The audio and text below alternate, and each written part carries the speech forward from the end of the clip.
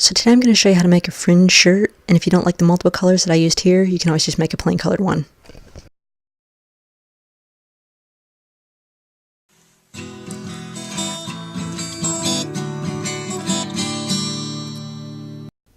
So my first fringe shirt was just a plain white one based on the one that Hendrix wore at Woodstock, so you can go the plain route if you want to, but this one was getting a little old, so I thought for the next one I'd make something a little more colorful.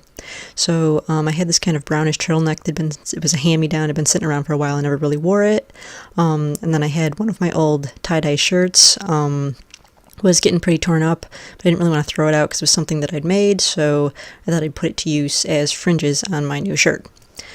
So you just kind of want to lay whatever shirt you're going to use for the fringes, you want to lay that under the sleeve of what your main shirt's going to be. So then you just want to cut off any of the seam lines and kind of cut it the length that you want the fringes to be. You want it to be about half an inch longer than the actual length you want the fringes to be. So then just take it back one of the layers and just cut it to the length of the sleeve. And so then what you want to do is you just want to lay it along the seam line of the shirt, and you want to fold the shirt around it so that you pinch the fringe rectangle right in the middle there, and then you'll sew it all the way down the arm. So here you can see I sewed it. The stitching is on the outside because you're just pinching the rectangle in between. So you want to take a pair of scissors and you just want to cut fringes all the way down that rectangle. You cut them almost all the way up to the top, not quite, but almost, and make about a half an inch wide.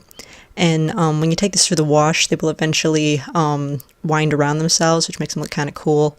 You could probably see in the beginning that the fringes were a lot tighter on the white shirt because they had wound around themselves after many years of going through the wash. And so then you just want to do the exact same thing on the other side to the other sleeve, just cutting a rectangle and fringing it.